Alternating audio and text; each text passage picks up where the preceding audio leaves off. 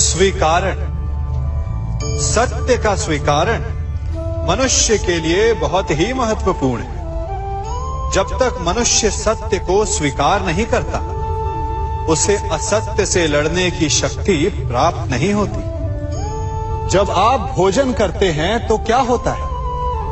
आपका पेट स्वीकारता है कि वो भर चुका है और आप भोजन करना बंद कर देते हैं। जब आपको निद्रा आती है तो क्या होता है? आपका मन स्वीकारता है कि आपका शरीर थक चुका है और उसे विश्राम की आवश्यकता है। उसी प्रकार जब आपको किसी व्यसन को रोकना हो तो आपको स्वीकारना पड़ता है कि बहुत हो चुका, चाहे वो लालच हो या मदिरापान। उस व्यसन का त्यागना तभी प्रारंभ होता है जब आप ये स्वीकार कर लेते हैं कि आप उस व्यसन के बंधक हैं। हम में से ऐसा कोई नहीं जिनकी परछाई उनसे दूर रहती। हमारी परछाई सदैव हमारे साथ रहती है। कदाचित हमारी परछाई हमारे कर्मों के फलों का संकेत है। कदाचित इसी कारण कई बार हमें अपनी परछाई से भय भी लगता है, परंतु इस भय से निवारण पाने का एक साधन अवश्य है। वो है सूर्य की ओर मुख करना या किसी प्रकाश के स्रोत की ओर मुख करना, क्योंकि तब हमें हमारी परछाई दिखाई नहीं देती।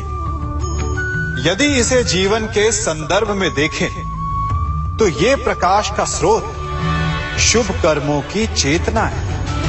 यदि आपके मन में शुभ कर्म करने की इच्छा है तो आपको कभी भी अपने कर्मों के फल का भय नहीं होगा, क्योंकि यदि आपका मन शुद्ध होगा तो आपके कर्म शुद्ध होंगे और शुद्ध कर्मों का फल कभी अशुद्ध नहीं हो सकता।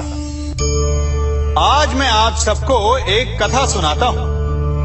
एक दिन प्रातः एक व्यापारी अपने घर से निकला। घर से निकलते ही एक बिल्ली ने उस व्यापारी का मार्ग काट दी। व्यापारी घबरा गया। वो फिर से घर लौट गया और शुभ घड़ी की प्रतीक्षा करने लगा।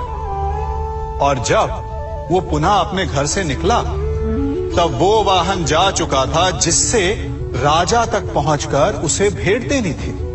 राजा को भेंट नहीं मिली। राजा क्रोधित हो गए। राजा ने उस व्यापारी का व्यापार बंद करवा दिया। इस कारण व्यापारी क्रोधित होकर घर पर अपनी पत्नी से लड़ बैठा। पत्नी अपने बच्चों समेत मैके वापस चली गई और उस व्यापारी के जीवन में यदि कुछ रह गया था तो केवल अंधकार। और इन सब का कारण वो उस बिल्ली को मानता रहा जिसने उसका मार्ग काटा था। ऐसा ही एक दूसरा व्यापारी राजा को भेंट देने निकला और उस व्यापारी का मार्ग भी एक बिल्ली ने काट दिया। वो व्यापारी तनिक घबराया, परंतु उसने आगे बढ़ना अधिक उचित समझा। राजा तक वो समय पर पहुंचा। उसने राजा को भेंट दी। राजा प्रसन्न हुए और राजा ने व्यापारी को अपना व्यापार बढ़ाने की अनुमति दी, स्वर्ण आभूषण दी। जब व्यापारी घर पर पहुंचा तो पत्नी को आभूषण और अपने बच्चों को देने के लिए वस्त्र थे उसके पास। हर ओर प्रसन्नता थी। समझ रहे हैं ना? दोनों के साथ एक ही प्रकार की घटना हुई, परंतु दोनों की प्रतिक्रिया भिन्न थी। ऐसा ही हमारा जीवन भी है। हमारे जीवन में प्रारब्ध का अपना स्थान है, परंतु उससे कई अधिक महत्वपूर्ण हमारी प्रतिक्रिया, हमारे सोच का प्रभाव है, क्योंकि यही हमारे जीवन को आकार देते हैं। इसलिए अपनी सोच को सकारात्मक रखिए। आपका जीवन सदैव आनंदमय रहेगा। आप इन दो पात्रों को देख रहे हैं। मेरे इस पात्र में जल है और ये पात्र मिष्ठान से भरा हुआ है। दोनों ही पात्र भरे हैं, परंतु देखिए, मिश्री को जल में मिला दिया। जल ने मिश्री को अपना लिया। मिश्री ने अपना अस्तित्व खो दिया, परंतु जल को अभिमान है कि उसका अस्तित्व अभी भी बना हुआ है। परंतु जो इस जल को चखेगा उसे अवश्य पता चल जाएगा कि ये जल अब वो जल नहीं रहा, ये अब शरबत बन गया। हमारा त्याग, हमारे बलिदान भी ऐसे ही होते हैं। जो इस बात को अनुभव करते हैं वो समझ सकते हैं कि कैसे हमने समय की धारा को बदल दिया। जो बलिदान देते हैं उनका अस्तित्व कभी नष्ट नहीं होता, अपितु उनका बलिदान संसार में कुछ ना कुछ परिवर्तन अवश्य लाता है।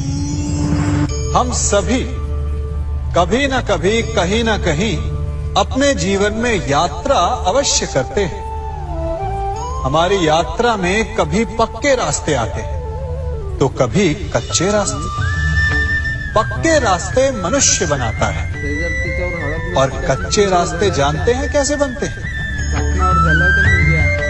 चलते चलते बन जाते हैं। जब लोग एक स्थान से जाते हैं तो पैरों के दबाव से नीचे की घास कुचल जाती है। बार बार उस मार्ग से जाने से धीरे धीरे मार्ग स्वतः ही बन जाता है। और यही जीवन है, यही नियति है। जब आपके जीवन में आपको मार्ग ना मिले तो रुकिए नहीं, आगे बढ़ते रहिए और आपके पैरों के दबाव से मार्ग स्वतः ही बन जाएगा। हम सभी अपने जीवन में सफलता चाहते हैं, है ना? उसके लिए हम रात दिन परिश्रम करते हैं, कड़ी मेहनत करते हैं, परंतु फिर भी असफल हो जाते हैं। परंतु ऐसा क्यों होता है? कभी सोचा आप सबने? क्योंकि सफलता पाने का मंत्र बड़ा कठिन नहीं, बड़ा सरल है। उचित विचार, उचित समय, उचित स्थान पर उचित प्रहार। जब आपके विचार, समय, स्थान और प्रहार यानी परिश्रम उचित है तो सफलता आप ही को मिलेगी। जिस प्रकार एक लोहार लोहे से कुछ बनाते समय उस लोहे के सही ताप तक के आने की प्रतीक्षा करता है और समय आने पर उचित स्थान पर पर्याप्त बल से प्रहार करता है और लोहा आकार ले लेता है, ठीक उसी प्रकार आपकी सफलता भी आकार लेती है। हम सभी को अपने जीवन में कभी ना कभी निराशा मिलती है, असफलता मिलती है और अधिकतर लोग इसके पश्चात भाग्य का रोना लेकर बैठ जाते हैं। कुछ कहते हैं कि जिस स्थान पर